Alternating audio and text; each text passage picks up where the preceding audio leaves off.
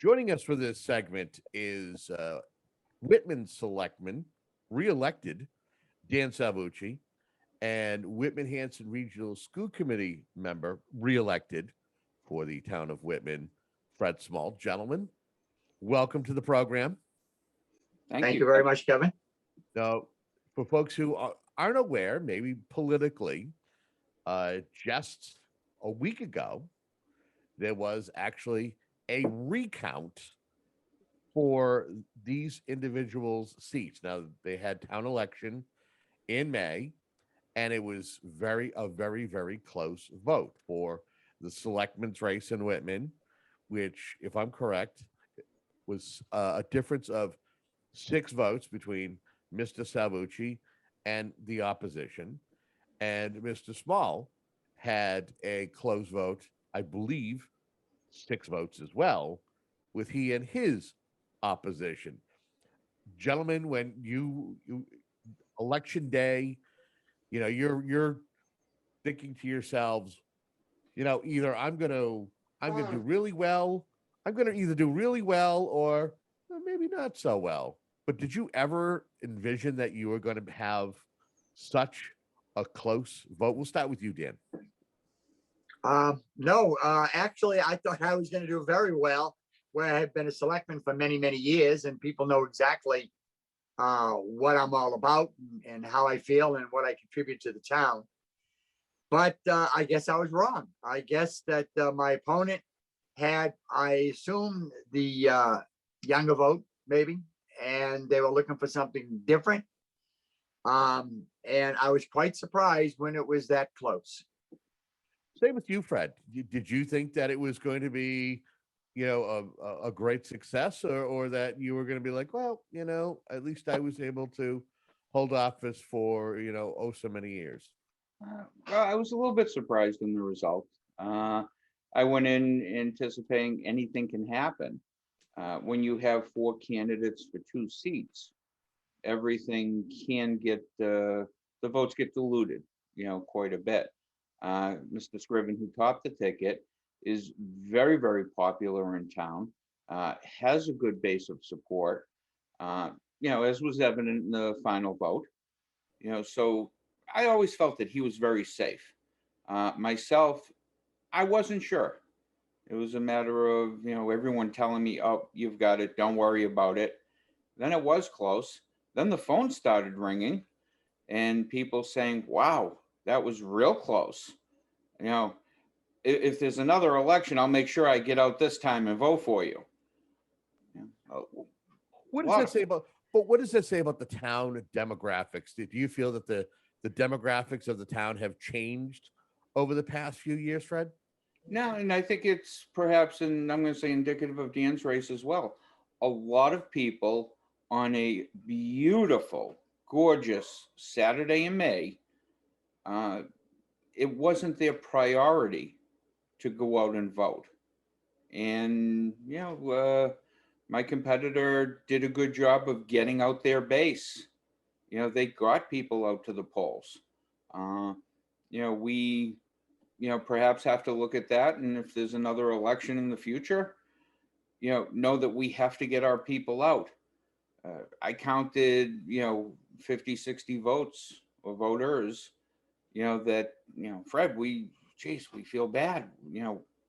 We wanted to be there for you, but we just didn't make it. And that includes someone that had a couple of signs on their lawn for me. Oh, geez, I didn't realize, just slipped my mind. So to make the voters more aware of when it's happening and to please ask them to do, their civic duties and spend the few minutes and go and vote. Do you want to share your thoughts on that same sentiment, Dan? Yeah, I ran into the same issue because the next day when I was collecting my signs, people asked me how did the election come out.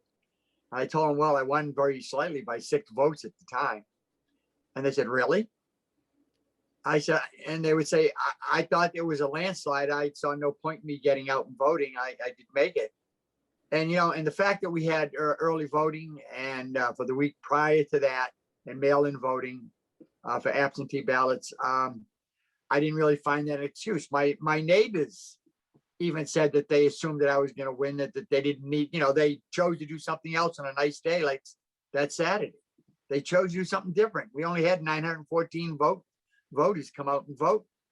And that's counting all ballots, early voting and everything. And it just shows you that if there's nothing other than the norm on a town election, nothing special, for some reason, people don't get out and vote. And that's why I've always had on my campaign pushes that I put out there that every vote counts. And it does.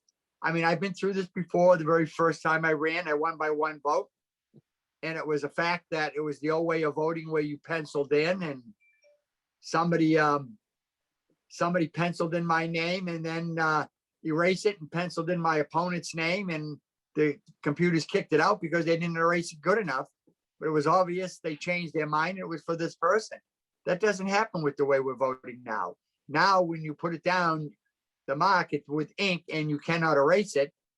And I have to say that our voting system in Whitman is outstanding. It was right to the voter. Everything was, when we did the recount, it was right to the numbers. Yeah, and let me stop you right there. And that is I want to get your individual takes on what you had to go through to be able to decide that you wanted the recount, or, wait and see if your opposition wanted the recount, and what you had to do. So we'll start with you, Dan. What did you have to go through? Was it different this time around doing the recount than it was your first time having to do one? It was basically the same. The opponent who lost goes for the recount. Why would the person who won go for a recount? So anyways, my opponent, the first time and the second time, went to the town clerk and in writing asked for a recount. And she came with the legal ways of doing it as far as what the rules and regulations of a recount was. And Don Valley, our town clerk, did the same thing with Fred and I, sent us registered letters exactly the A, B's, and C's of a recount and what we needed to do, and we followed it to the letter.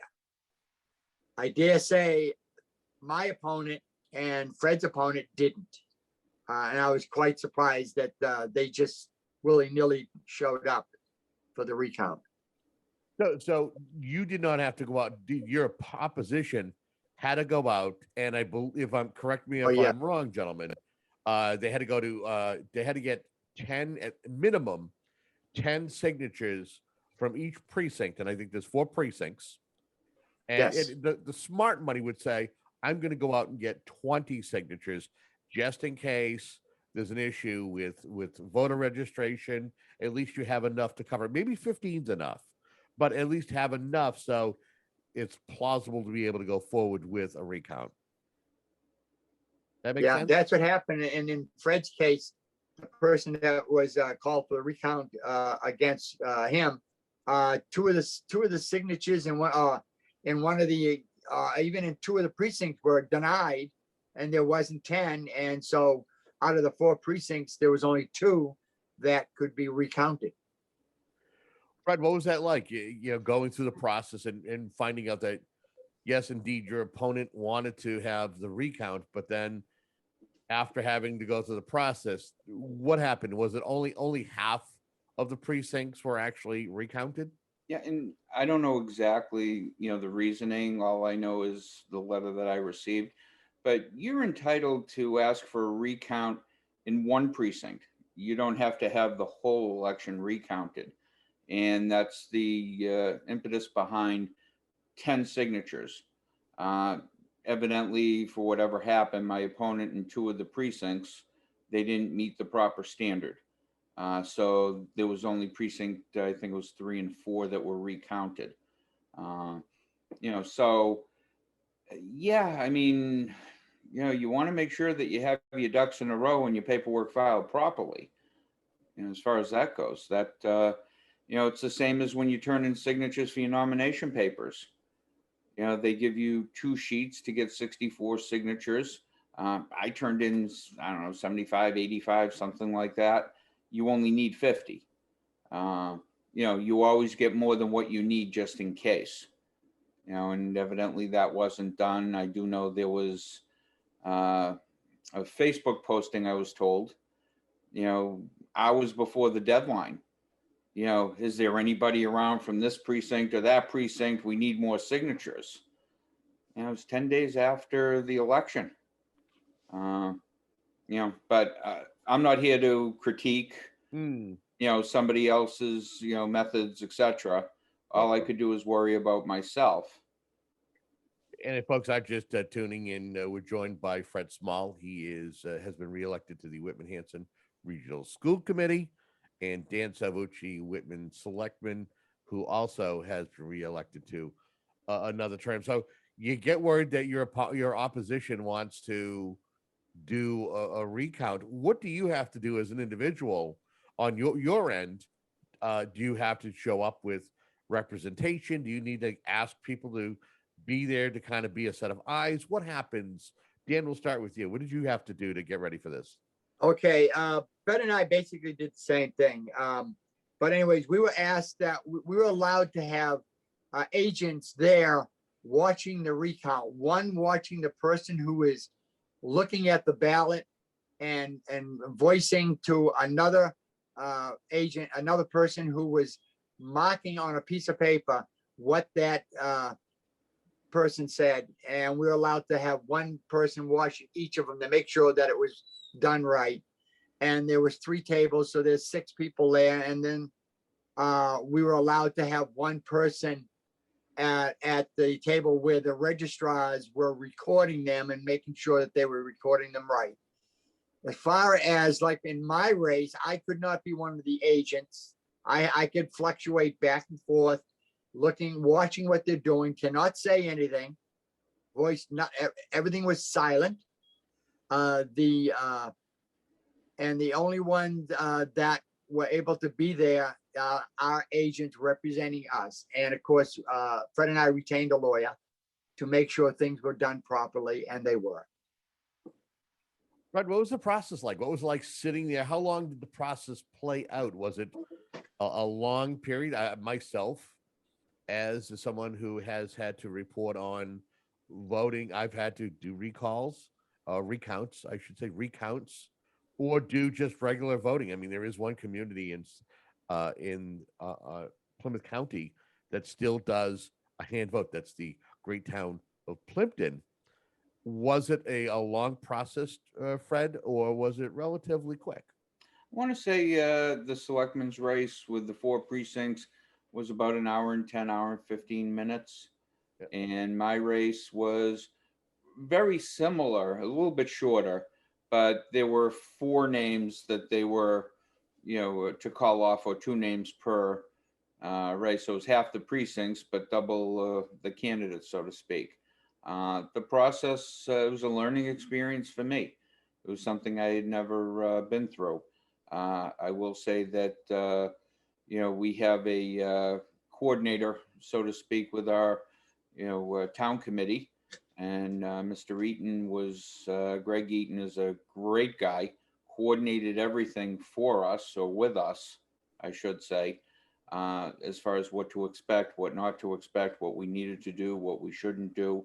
Don Varley did a fantastic job as far as laying out the ground rules, knowing what our, you know, we could expect, what we could do, couldn't do, etc. And then being there and watching it all unfold in front of us.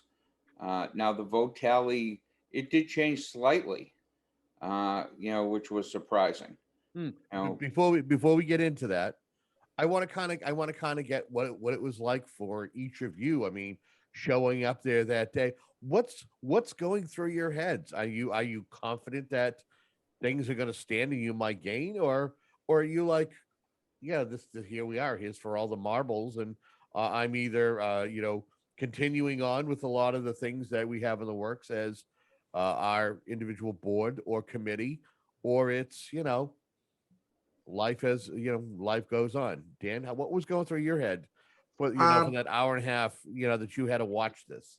What I had to do is, when I was notified of the recount, all the boards and committees that I sit on, like Old Colony Planning Council and Joint Transportation, and one that the Board of Selectmen send me to, or that I go to and work for the town, I had to notify them that if in fact I lost the race, I would probably be off their committee. As far as the MPO, I'm a signatory. I need to be a elected official to sit on that board. And if I had to notify them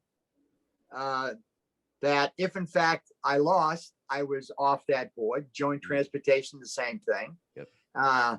And all the other boards, you know, the MBTA and, you know, Plymouth County, I told them I would be off those boards and that they didn't need to get another representative from our town. That being said, they were also worried that they didn't want to lose me to be on those boards because I'm there all the time and I'm a valued participant in the boards.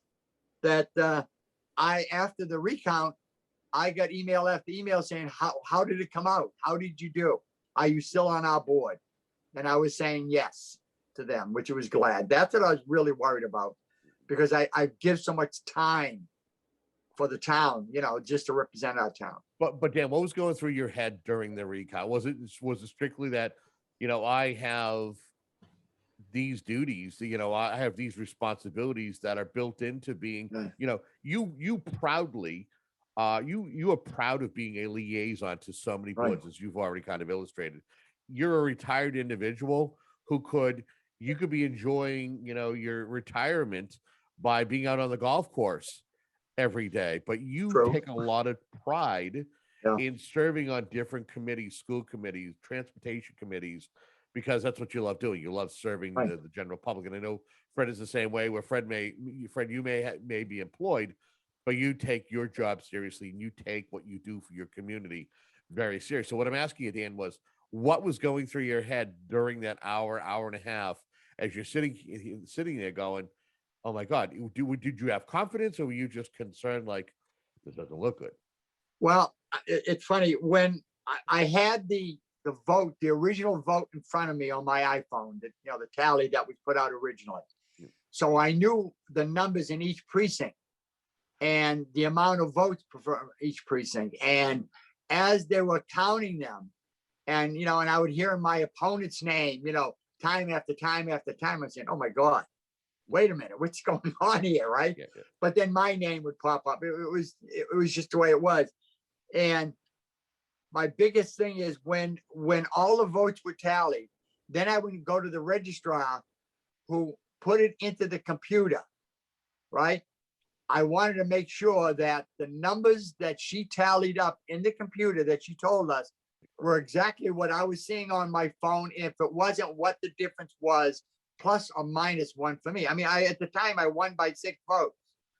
So if it was the same, it was the same amount of votes, but for which candidate?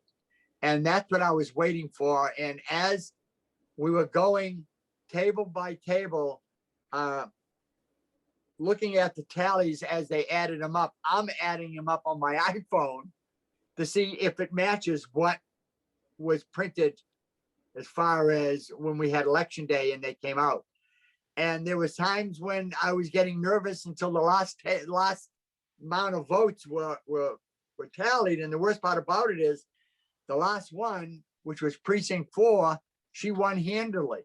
So I was really nervous to say if she gained votes in that one, there could be an issue. But I lucked out. What about you, Fred? What's going through your head as someone you've never been through a recount before, right? Never been through a recount. Okay. So I reached out to quite a few people and asking, what does this mean? And, you know, statistics, you know, being with the insurance background, you look at statistics and you say out of 900 voters, you say, geez, 6 votes. But then when you look and you say, okay, a 1% victory would be 9 votes. So statistically, you won by a little over 0.5%. Then you realize that the machines that we have are brand new machines. So those voting machines, that was the first elections that they had used them for. They had been calibrated and recalibrated.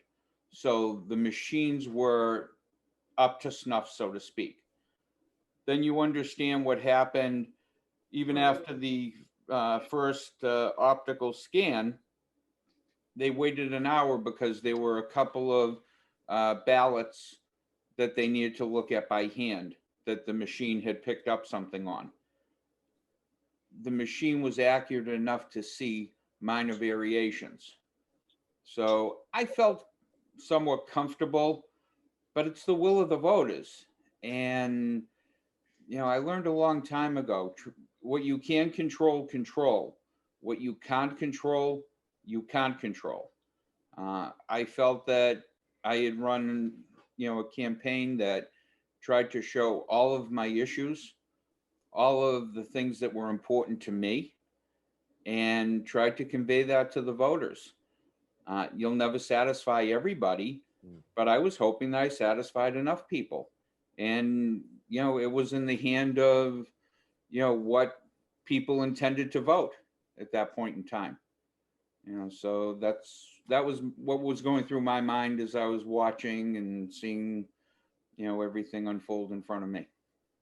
We're at the 2/3 mark of our conversation here, and if folks aren't just tuning in, we're joined by Fred Small.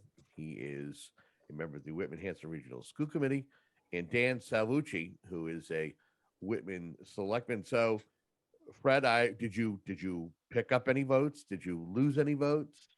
How did it all shake out? I picked up 3 votes out of 2 precincts. So when it was all said and done, my, you know, competitor that asked for the recount didn't pick up anything.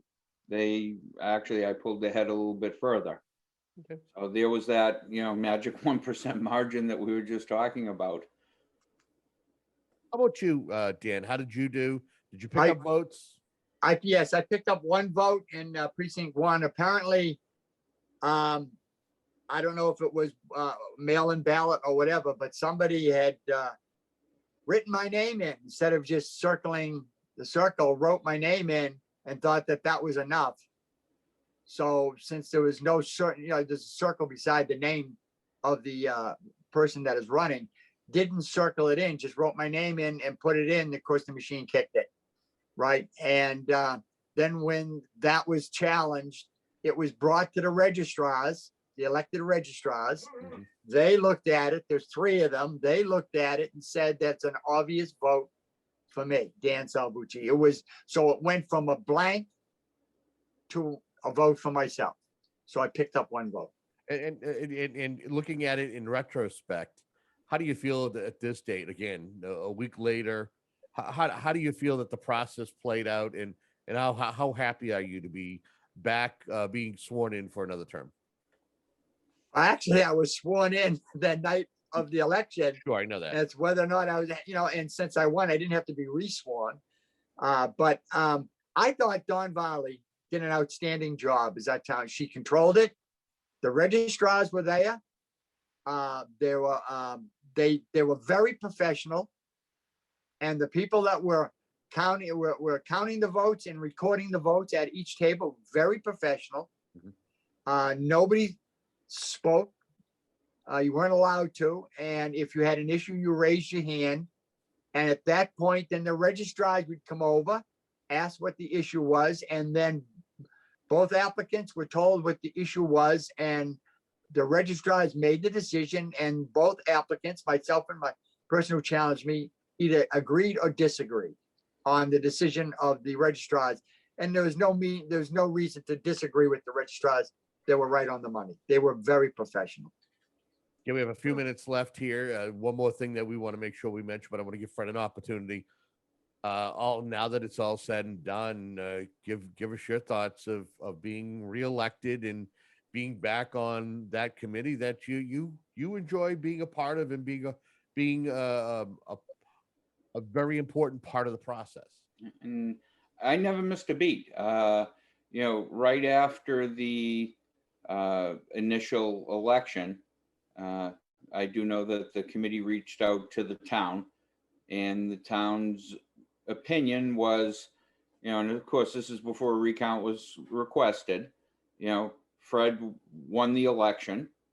He has been sworn in. He is your legally elected school committee representative, and just went forward with that, period, with all normal school committee business, etc. I was basically of the mindset I was going to be on the committee and keep going until someone told me I couldn't. If the votes had turned out the other way and I wasn't on the committee, I would have congratulated my opponent and, stepped aside. But until that happened, I was going business as normal. We should, we got just 2 minutes left here. It should take a moment to note that there's going to be some business that's going to have to be done in the town of Whitman, and I think with the school jointly, because you need to point. One member has had to resign.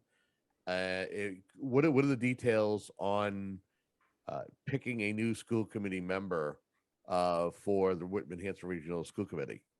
Dan, do you want to take that, and then we'll go to Fred to close it out? Okay, I feel that this Tuesday, we're gonna have a joint meeting with the Whitman representatives of the school committee and the board of selectmen. Our chairman, Carl Kowalski, he will discuss the way we're gonna do it. And I think the way we're looking at it is that we will put it out there that we're looking for an applicant who would like to be on the school committee.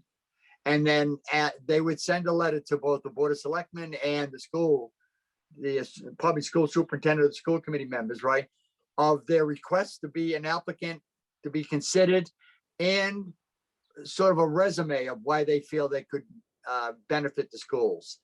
And when we get those applicants, we will call for another meeting with both boards, and we'll have a chance to interview all the applicants that come forward. And the school committee and the board of selectmen will cast their votes for the person they think is best. And the one who gets the most votes, I assume, will be on a member of the school committee for the remainder of the year. And then next May, they will have to rerun. Fred, anything you want to add to that? On Tuesday night, and hopefully it'll be a brief meeting. My grandson has his first championship Little League game. Starts at 6:30. So way to go, the little 8-year-olds on McWiggins Pub Little League team. Or as he said last night, well, it's not the championship, Grandpa. It's the World Series to us. Oh, yeah. Well, gentlemen, I've got to put the plug in for him, and I'm so excited for him. And hopefully, we'll be able to see, some of the game at some point. I look at it, losing Dan Cullity is a loss. Dan put in, many years of time and effort into our committee, but I can understand, family obligations and circumstances change. I know my phone's been ringing with a few different folks, asking what's going on, and I may be interested. And I'm enthused at some of the people that may apply. I don't have a decision in it. At this point, I'm only a person. It's going to be the will of the committee or the joint committees, right? As to the direction of how it goes for the appointment and who actually gets appointed. But I'm enthused for that. It'll be interesting to see how it plays out. We'll obviously, I believe, get letters of interest, resumes, and it'll be based upon qualifications. And I'm sure it's not going to be an easy decision. No, but gentlemen, we gotta leave it there. But I want to thank you each for joining me for this particular conversation. Thank you, Kevin. Thank you for your time. Thank you very much. Appreciate your time, and WHCA and all the folks that are behind the scenes behind you that go to putting on the productions. Everybody's fantastic. And, once again, I'd be remiss if I didn't thank Don Varley and everybody that participated in the recount, from the Board of Registrars to the workers. Everybody was just fantastic. Thank you for the bottom of my heart. Yes, well said, Fred. Well said.